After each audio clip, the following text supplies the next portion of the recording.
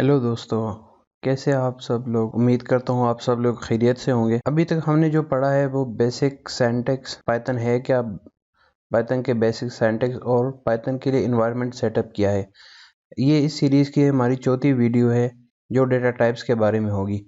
Data types programming में एक important concept है। हमारे पास मुख्तलिफ़ किस्म के डेटा टाइप्स होते हैं जो हम लिस्ट डाउन करते हैं। इसमें none, numeric, list, tuple, set, string, range, dictionary.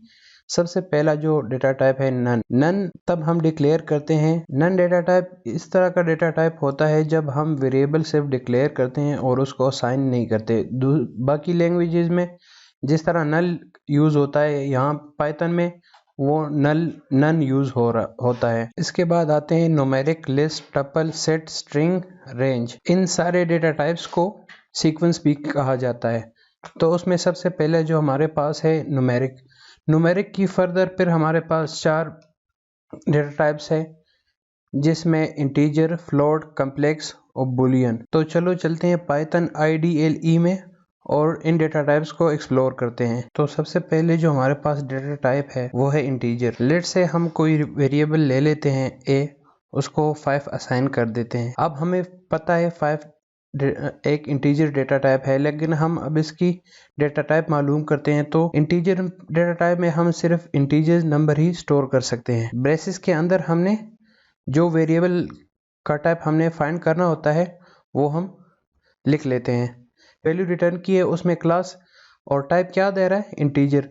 तो ये जो वेरिएबल हमारे पास है a, इसकी डेटा टाइप क्या हो गई, इंटीजर हो गई। न्यूमेरिक में जो हमारे पास दूसरा डेटा टाइप है वो है फ्लोट। फ्लोट डेटा टाइप में हम डेसिमल्स वैल्यू स्टोर कर सकते हैं। लेट से हमारे पास कोई वेरिएबल है b, उसमें हम 2.3 रख लेते हैं। तो b को 2.3 असाइन हो गया है, लेकिन अब हम इसकी टाइप को वेरीफाई करते हैं। तो टाइप कमांड लिख के हम उसमें b पास कर देंगे तो ये हमें उसकी रिटर्न हमें उसकी डेटा टाइप कर देगा कि किस डेटा टाइप का वेरिएबल है। न्यूमेरिक डेटा टाइप में जो हमारे पास तीसरी डेटा टाइप है वो कम्प्लेक्स डेटा टाइप है। लेट्स से आपने मैथमेटिक्स में कम्प्लेक्स नंबर को पढ़ा होगा। एक हमारे पास इंट होता है, होल नंबर होता है, एक डेसिमल नंबर होता है और एक कम्प्लेक्स नंबर होता है। तो वहाँ की जो कॉन्सेप्ट है मैथमेटिक्स का कम्प्लेक्स नंबर का वो सेम एज इट इज़ यहाँ पे फॉलो हो रहा होता है। वहाँ पे हम i लिखते हैं, लेकिन पाइथन में हम यहाँ पे उसकी जगह j लिखेंगे। लेट से हमारे पास एक ले लेते हैं यही वाली एग्जांपल, एक c ले लेते हैं, उसको असाइन करते हैं 2 + 3j। अब हम अगर c को प्रिंट करें तो उसमें हमारे पास 2 + 3j आएगा जो कि कम्प्लेक्स नंबर है। तो अगर हम इस C वेरिएबल का डेटा टाइप फाइंड करना चाहते हैं तो हम फिर से लिखेंगे टाइप और उसके अंदर हम अपना C वेरिएबल पास करेंगे तो हमें वो उसकी डेटा टाइप रिटर्न कर देगा किस डेटा टाइप का ये हमारे पास वेरिएबल है। तो दोस्तों आपने देख लिया कि अभी उसने हमारे पास क्या रिटर्न कर दिया कि ये कम्प्लेक्स टाइप का डेटा टाइप है। न्यूमेरिक डेटा टाइप में जो हमारे पास डेटा टाइप है वो बुलियन डेटा टाइप हमारे पास सिर्फ 2 तरह के इनपुट लेता है, ट्रू, फॉल्स, R1 और 0। तो पाइथन में हम बुलियन को बूल कह सकते हैं, बूल कहते हैं। लेट से हम वेरिएबल ले लेते हैं के, उसमें हम स्टोर करते हैं ट्रू। अब हमने इसकी डेटा टाइप फाइंड करनी है तो हम लिख लेंगे टाइप, उसमें के वेरिएबल को पास कर देंगे जो हमें रिटर्न करेगा। दोस्तों आपने देख लिया कि जो इसने हमें क्या रिटर्न कर दिया, इसने हमें बूल रिटर्न कर दिया। इसका मतलब ये हुआ कि ये के में हमारे पास बुलियन टाइप की डेटा टाइप की वैल्यू स्टोर है। दोस्तों कम्प्लेक्स नंबर को असाइन करने के लिए पाइथन में एक मेथड भी है। लेट से हमारे पास c है कम्प्लेक्स नंबर, हम लिख लेते हैं कम्प्लेक्स एक फंक्शन है हमारे पास जो पाइथन में अवेलेबल है। उसमें हमने अपनी a और b की वैल्यू दे देनी है। लेट से अभी हमारे पास यहाँ पे a की 5 कर देते हैं और b की वैल्यू 6 कर देते हैं और इंटर कर देते हैं। तो c में हमारे पास 5 + 6j का एक कम्प्लेक्स नंबर स्टोर हो गया है। अब हम इस सी को प्रिंट करते हैं तो हमें क्या दिखाएगा, 5 + 6j। तो जो हमने दोनों आर्गुमेंट्स पास करने हैं, तो पहला जो आर्गुमेंट होगा, जो हमारे पास कम्प्लेक्स नंबर का पहला कांस्टेंट होता है वो, और जो दूसरा जो आर्गुमेंट होगा वो हमारे पास कम्प्लेक्स नंबर का जो दूसरा पार्ट होता है वो। अब हम इसकी डेटा टाइप फाइंड करते हैं, तो फिर से लिखेंगे टाइप, और उसमें हमने अपनी सी वेरिएबल को फिर से एज अ पैरामीटर दे देना है, तो हमें ये डेटा टाइप रिटर्न कर देगा। अब डेटा टाइप रिटर्न करके ये आप चेक कर सकते हैं कि इसने हमें कम्प्लेक्स डेटा टाइप रिटर्न कर दिया। चलो दोस्तों, बूलियन टाइप की कुछ और एग्जांपल कर लेते हैं। लेट से हमारे पास x = 5, लेट से x = 7, y = 5, z = x greater than और लेस देन y। अब z में हमारे पास वैल्यू आ गई है कि x is less than y or not. अब z को हमने प्रिंट करना है, z में हमारे पास वैल्यू आ गई है जो बूलियन टाइप होगी। अब इस z में हमारे पास वैल्यू आ गई होगी जो कि बूलियन होगी। इस ऑपरेशन से जो रिजल्ट हमारे पास आ रहा है वो z में सेव हो रहा है। अब z में जो हमारे पास वैल्यू है वो देख लेते हैं। अब यहाँ पे रिजल्ट हमारे पास सही आया है क्योंकि x y से छोटा नहीं है। अब हमने z वेरिएबल में हमारे पास किस डेटा टाइप का डेटा स्टोर है, तो हम लिखते हैं टाइप z, वेरिएबल पास कर देंगे और जो हमें रिटर्न हो कर देगा ये डेटा टाइप रिटर्न कर देगा। किस डेटा टाइप का ये वेरिएबल था। दोस्तों चलते हैं अब आगे, पार्सिंग करते हैं कि कोई भी वेरिएबल अगर उसमें इंटीजर टाइप हो, हमने उसको कैसे फ्लोट में कन्वर्ट करना है, और किसी वेरिएबल में अगर फ्लोट हो तो उसको कैसे हमने इंटीजर की तरफ लेकर जाना है, या अगर किसी वेरिएबल में हमारे पास बूलियन हो उसको हम कैसे इंटीजर में शो करेंगे। तो चल देखते हैं कुछ एग्जांपल उसकी। लेट्स से हमारे पास वेरिएबल है ए, उसमें हमने वैल्यू स्टोर कर दी 1.2 असाइन कर दिए उस वेरिएबल को। अब हम इस डेसिमल फ्लोट वेरिएबल या डेसिमल वेरिएबल को कैसे इंटीजर वेरिएबल में पास कर सकते हैं, तो लिख लेते हैं b = हम इंटीजर लिख लेंगे और उसके अंदर एज अ पैरामीटर जो हमारा वेरिएबल है डेसिमल या फ्लोट वेरिएबल वो असाइन पास कर देंगे। तो जब एंटर दबाएंगे तो b में अब हमारे पास इंटीजर वैल्यू सेव हो गई है। आइए चेक करते हैं b की वैल्यू क्या है। देखा दोस्तों आपने कि b की वैल्यू क्या आ गई है हमारे पास 1, जो कि इंटीजर टाइप है। तो ये हो गया फ्लोट से इंटीजर में पार्सिंग। अब चलते हैं इंटीजर्स टू फ्लोट की तरफ। तो हम एक वेरिएबल ले लेते हैं b, उसमें वैल्यू असाइन कर देते हैं 4.5, एंटर कर देते हैं। b की वैल्यू 4.5 असाइन हो गई है। अब हमने इस b से a की तरफ जाना है, मीन्स के b हमारे पास फ्लोट है और हमने इसको इंटीजर की तरफ लेकर जाना है। तो हम क्या करेंगे, अच्छा दोस्तों ऊपर वाले एग्जांपल में हमने फ्लोट से इंटीजर की तरफ पार्सिंग की है, अब हम इंटीजर से फ्लोट की तरफ पार्सिंग करेंगे। लेट्स से हमारे पास कोई वेरिएबल है b, उसमें हमने 6 एक इंटीजर ले लिया है। अब हमने इस b को फ्लोट की तरफ लेकर जाना है, तो हम क्या लिखेंगे, हमारे पास एक वेरिएबल है a, उसमें ये वैल्यू स्टोर करेंगे। और कैसे स्टोर करेंगे, हम लिख लेंगे फ्लोट और उसको पैरामीटर वो वाला वेरिएबल असाइन कर देंगे जिसको हमने पार्स करना होगा। तो अब a में हमारे पास फ्लोट वेरिएबल आया, फ्लोट वैल्यू आई होगी। हम इसको कंफर्म कर लेते हैं, a की वैल्यू को चेक करते हैं। तो देखा दोस्तों, पहले b में हमारे पास क्या था, सिर्फ इंटीजर था जो 6 लिखा हुआ है। अब रिजल्ट में अगर हम चेक करें तो हमारे पास a में क्या वैल्यू आई है, वो फ्लोट है 6.0। अब चलते हैं दोस्तों बूलियन को इंटीजर या फ्लोट में पार्स करवाते हैं। हमारे पास एक वेरिएबल है c, उसकी वैल्यू हमने असाइन कर दी है ट्रू।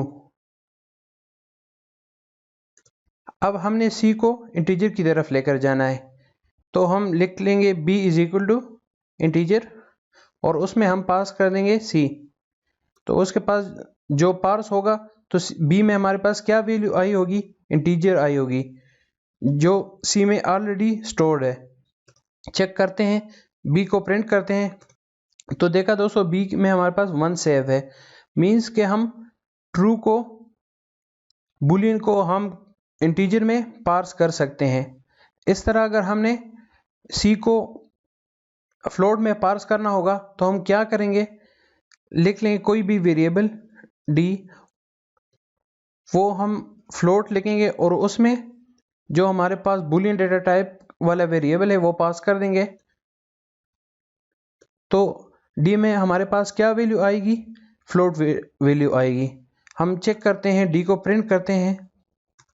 देखा दोस्तों, इस तरह हम बुलियन वैल्यू को इंटीजर या फ्लोट में पार्स कर सकते हैं। अच्छा दोस्तों, ये सारी जो ब्रांचेस थी वो न्यूमेरिक डेटा टाइप की थी। अब नेक्स्ट फर्दर चलते हैं लिस्ट, टपल, सेट, स्ट्रिंग और रेंज की तरफ। ये सारी जो ब्रांचेस हैं इसको हम सीक्वेंस भी कहते हैं। तो सबसे पहले इसमें आता है लिस्ट। लिस्ट की एग्जांपल की तरफ चलते हैं। लेट्स से हमारे पास एक वेरिएबल है डेटा, उसमें हम लिस्ट की वैल्यू स्टोर करते हैं। लिस्ट की वैल्यू को स्टोर करने के लिए हम स्क्वायर ब्रैकेट यूज करेंगे। हमारे पास 12, 13 कोई सी भी वैल्यू आप उसमें स्टोर कर सकते हैं। जरूरी नहीं कि वो सिर्फ इंटीजर ही हो, डेसिमल भी हो सकती है। एंटर दबा दिया। अब डेटा वेरिएबल में हमारे पास लिस्ट डेटा टाइप की वैल्यू स्टोर हो गई है। अब चेक करते हैं इसको डेटा। तो देखा दोस्तों, हमारे पास रिजल्ट में क्या आ गया, एक लिस्ट आ गई है। लिस्ट की खुद से अपनी बहुत सी प्रॉपर्टीज और मेथड्स हैं जो हम आने वाली वीडियोस में लिस्ट पे एक वीडियो बनाएंगे जिसमें उसकी सारी प्रॉपर्टीज और मेथड्स और उसको किस तरह यूज किया जाता है वो आपको सही वहां पे ब्रीफ किया जाएगा लिस्ट के बारे में। फर्दर हमारे पास जो है वो टपल की लिस्ट की तरह हमारे पास एक डेटा टाइप होती है।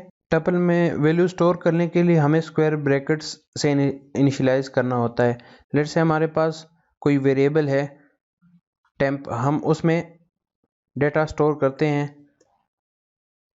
इंटीजर का, फ्लोट का और स्ट्रिंग का भी सेव कर लेते हैं। अब हमारे पास ये डेटा टेम्प में सेव हो गया है। अब हम इसको कंफर्म करते हैं। देखा दोस्तों, हमारे पास टेम्प में एक टपल की वैल्यू आ गई है। टपल पे हमने एक अलग से वीडियो बनानी है जिसमें हम टपल के बहुत से मेथड और फंक्शन को देखेंगे। नेक्स्ट हमारे पास आता है सेट। जिस तरह मैथमेटिक्स में हम सेट यूज करते हैं वही कंसेप्ट सेम यहाँ पे पाइथन ने अडॉप्ट किया है सेट के लिए। सेट को इनिशियलाइज करने के लिए हमारे पास करली ब्रेसेस होती हैं। हमने एक वेरिएबल लिया सेट, उसमें हमने कोई से भी नंबर्स ले लिए और हमने उसको बंद कर दिया, एंटर कर दिया। तो सेट में हमारे पास 98, 87, 98 और 98 वैल्यूज स्टोर हो गई हैं। अब हम इस सेट को कंफर्म कर लेते हैं। तो देखा दोस्तों, हमारे पास सेट में वैल्यूज आ गई हैं। सेट पे भी हमने एक वीडियो बनानी है जिसमें हमने उसकी मेथड्स और फंक्शन को सही तरह एलिबोरेट करना है। अब नेक्स्ट चलते हैं स्ट्रिंग डेटा टाइप की तरफ। नेक्स्ट चलते हैं स्ट्रिंग डेटा टाइप की तरफ। स्ट्रिंग डेटा टाइप में हमारे पास कोई भी आप सेंटेंस उठा ले, नेम उठा ले या कोई भी स्ट्रिंग उठा ले वो स्टोर कर सकते हैं। हमारे पास एक वेरिएबल ले लेते हैं str, उसमें हम लिखते हैं पाइथन ट्यूटोरियल्स, एंटर दबा दिया, सेव हो जाएगा str में। अब हम इसको चेक करते हैं कि str में क्या वैल्यू हमारे पास सेव हो चुकी है। लिख लेते हैं str। तो देखा दोस्तों, str में हमारे पास पाइथन ट्यूटोरियल वैल्यू स्टोर हो चुका है। अब स्ट्रिंग पे भी हमारे पास एक अलग सी वीडियो बनी है जिसमें हमने स्ट्रिंग की सारी मेथड्स को हमने एलिबोरेट करना है। नेक्स्ट जो डेटा टाइप हमारे पास आ रहा है वो है रेंज। रेंज को हम किस लिए यूज करते हैं और इसका क्या मकसद है। रेंज को हम आइटरेट करने के लिए यूज करते हैं। जैसा कि हमें पहले स्टार्टिंग पॉइंट और एंडिंग पॉइंट पता हो तो हम स्टार्टिंग पॉइंट से एंडिंग पॉइंट तक हम उसकी जो आइटरेटर है वो हम चला सकते हैं। रेंज को इनिशियलाइज करने के लिए हम लिखते हैं रेंज और उसमें जहां तक हमने जाना होता है वो वाला पॉइंट। तो अभी हम लेट से 10 तक चलते हैं। तो हमारे पास नीचे देखो रेंज क्या आ गई है, 0 to 10। रेंज से हमने कैसे वैल्यूज लेनी है, एक एग्जांपल ले लेते हैं लिस्ट की। तो लिख लेते हैं कोई भी डेटा। अच्छा दोस्तों, देखते हैं कि रेंज से हम कैसे वैल्यूज लिस्ट में स्टोर कर सकते हैं। हमारे पास एक वेरिएबल है डेटा नाम का, उसमें हम लिस्ट लेते हैं और लिस्ट में रेंज की वैल्यू दे देते हैं कि ये रेंज कहाँ से कहाँ तक होगा। तो एक सिंपल ले लेते हैं रेंज, जिसमें हम सिर्फ एंड पॉइंट दे देते हैं कि यहाँ तक इसको लेकर चलो। अब डेटा को अगर हम शो करा देते हैं तो देखा दोस्तों 0 से लेकर 9 तक ये चलता है। इस तरह रेंज के लिए अलग पैरामीटर्स भी होते हैं, उसको भी देख लेते हैं। हम यही वेरिएबल ले लेते हैं, इसमें स्टोर करते हैं रेंज स्टार्टिंग पॉइंट कि कहाँ से इसने स्टार्ट होना है। लेट से हम कह लेते हैं कि हमने ये वाला लिस्ट 20 से स्टार्ट करना है, कहाँ पे जाके रुकना है इसने जाके रुकना है 50 पे। और डिफरेंस कितना आएगा हर एक इंडेक्स के अगेंस्ट या हर एक वैल्यू के अगेंस्ट कितना डिफरेंस होगा वो भी हम डिफाइन कर सकते हैं। तो लेट से हम वो यहाँ पे रख लेते हैं 2। अब देखते हैं इसमें हमारे पास 20, 22, 24, 26 अप टू 50 हमारे पास इस लिस्ट में आ चुका होगा। चेक करते हैं दोस्तों। देखा दोस्तों 20, 22, 24, 26 अप टू 50 आ चुका है इसमें। नेक्स्ट जो डेटा टाइप है वो हमारे पास डिक्शनरी है। डिक्शनरी को हम मैपिंग डेटा टाइप भी कह सकते हैं। डिक्शनरी में हमारे पास की वैल्यूज पेयर होते हैं। हमने कोई खास की देनी होती है, उसके अगेंस्ट हमने कोई वैल्यू स्टोर करनी होती है और वो की हमारे पास यूनिक होती है। डिक्शनरी को हम मैपिंग टाइप इसलिए कह सकते हैं क्योंकि हमने एक अपनी तरफ से एक की के अगेंस्ट कोई वैल्यू स्टोर की होती है जो कि यूनिक होती है। ये बहुत फास्ट होती है और एफिशिएंट वे में डिक्शनरी काम करती है। देखते हैं एग्जांपल में। तो चलो अब चलते हैं डिक्शनरी की कोई एग्जांपल देख लेते हैं। एक वेरिएबल लेते हैं dic, उसमें हम की वैल्यूज पेयर स्टोर करते हैं। तो उसको हमने कैसे इनिशियलाइज करना होगा, कर्ली ब्रेसेस से। लेकिन सेट और इसमें थोड़ा सा डिफरेंट है। सेट में हम सिर्फ वैल्यूज देते हैं और डिक्शनरी में हम कीज भी देते हैं। तो लेट से नेम के अगेंस्ट हमारे पास मेरा नाम स्टोर होगा। इस तरह उसमें एक दूसरा की दे देते हैं एज में मैंने अपनी एज स्टोर करनी है। एक और की वैल्यू पेयर्स दे देते हैं जिसमें मैंने अपनी हाइट स्टोर करनी है। अच्छा दोस्तों, तो ये हमारे पास एक डिक्शनरी बन गई है। इस डिक्शनरी में मैंने की दी है नेम, जिसमें मैंने अपना नाम सेव किया है। एज एक की दी है जिसमें मैंने अपना एज स्टोर किया है और हाइट एक की दी है जिसमें मैंने अपना हाइट स्टोर किया है। इससे हमने वैल्यूज लेनी है।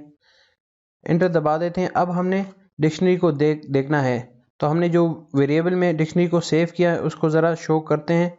तो देखा दोस्तों हमारे पास डिक्शनरी आ गया है। डिक्शनरी की वैल्यूज हमारे पास आ गई डिक्शनरी में, इस dic वेरिएबल में।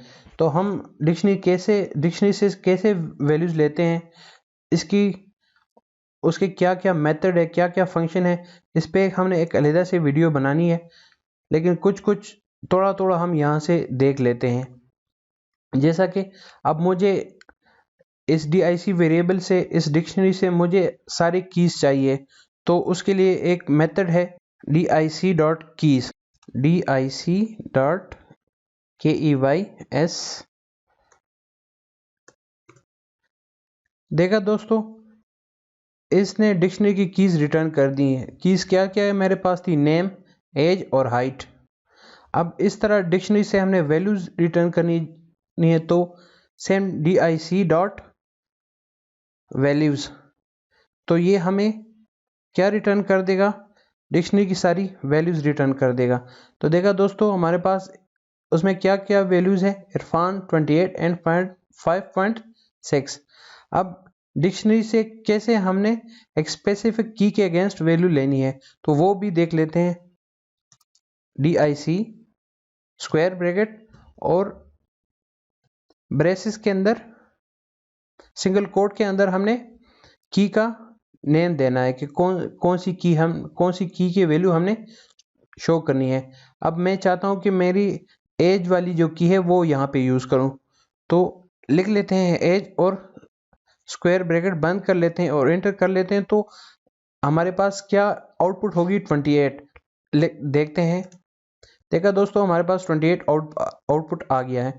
अच्छा दोस्तों, तो ये थी हमारे पास डेटा टाइप की सारी इंफॉर्मेशन।